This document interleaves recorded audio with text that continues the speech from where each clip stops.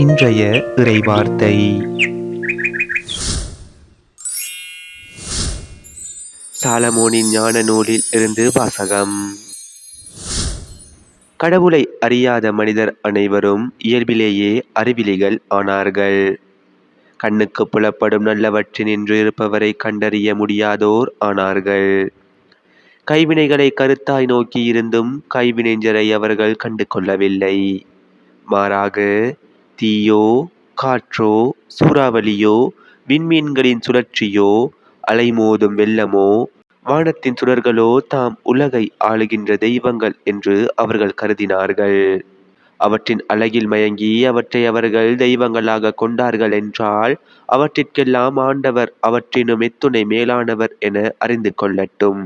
ஏனெனில் அழகின் தலையூற்றாகிய கடவுளே அவற்றை உண்டாக்கினார். அவற்றின் ஆற்றலையும் செயல்பாட்டையும் கண்டு அவர்கள் வியந்தார்கள் என்றால், அவற்றையெல்லாம் உருவாக்கியவர் அவற்றை விட எத்துணை வலிமையுள்ளவர் என்பதை அவற்றிலிருந்து அறிந்து கொள்ளட்டும். ஏனெனில் படைப்புகளின் பெருமையினின்றும் அழகினின்றும் அவற்றை படைத்தவரை ஒப்பு நோக்கி கண்டுணரலாம். இருப்பினும் இம்மனிதர்கள் சிறிதளவே குற்றச்சாட்டுக்கு உரியவர்கள். ஏனெனில் கடவுளை தேடும் போதும் அவரை கண்டடைய விரும்பும் போதும் ஒருவேளை அவர்கள் தவறக்கூடும். அவருடைய வேலைப்பாடுகளின் நடுவே வாழும் பொழுது கடவுளை அவர்கள் தேடிக்கொண்டிருக்கின்றார்கள். தாங்கள் காண்பதையே நம்பிவிடுகின்றார்கள், ஏனெனில் அவை அழகாக உள்ளன. இருப்பினும் அவர்களுக்கும் மன்னிப்பே கிடையாது. உலகை ஆராய்ந்தறியும் அளவுக்கு ஆற்றல் அவர்களுக்கு இருந்த போதிலும் இவற்றுக்கெல்லாம் ஆண்டவரை இன்னும் மிக விரைவில் அறிய தவறியது ஏன்? இது ஆண்டவர் வழங்கும் அருள்வாக்கு. இறைவா, உமக்கு நன்றி. இன்றைய தினத்துக்கு உரிய நற்செய்தி வாசகம்.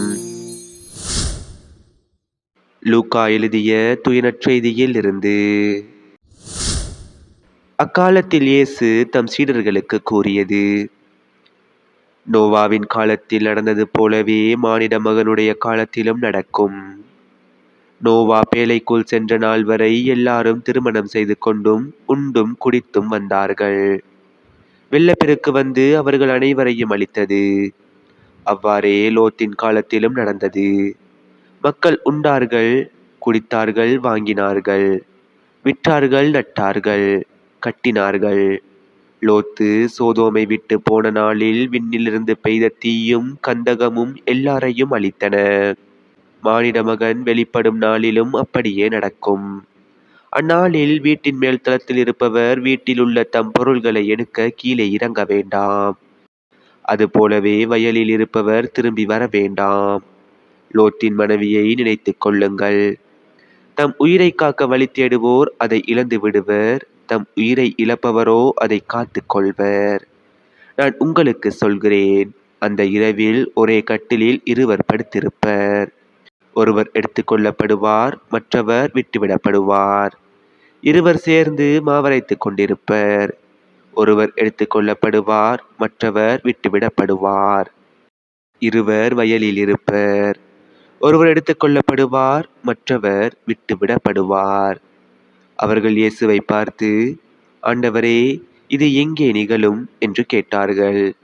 அவர் அவர்களிடம், பிணம் எங்கே இருக்கிறதோ அங்கேயே கழுகுகளும் வந்து கூடும் என்றார். இது நம் கிறிஸ்து இயேசு வழங்கும் வாழ்வு தரும் நற்செய்தி. கிறிஸ்துவே, உமக்கு புகழ்.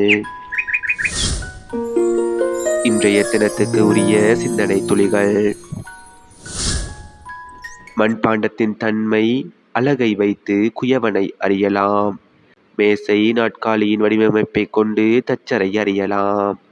அதே போன்று இறைவனின் இவ்வுலக படைப்பு, அவற்றின் அழகு, இயற்கை விதிமுறைகளை கொண்டு இறைவனை நாம் அறிய முடியும். இறைவனின் படைப்பு அவரின் அன்பு வெளிப்பாடு. இதனை கொண்டு அவரது உயர்வை, மாட்சியை, ஆற்றலை, இரக்கத்தை நாம் உணர முடியும், அறிய முடியும். அவரது படைப்பை நினைந்து நன்றி செலுத்தி, போற்றி, புகழ்ந்து செபித்து இறைவனோடு உறவு கொள்ள அழைக்கப்படுகிறோம்.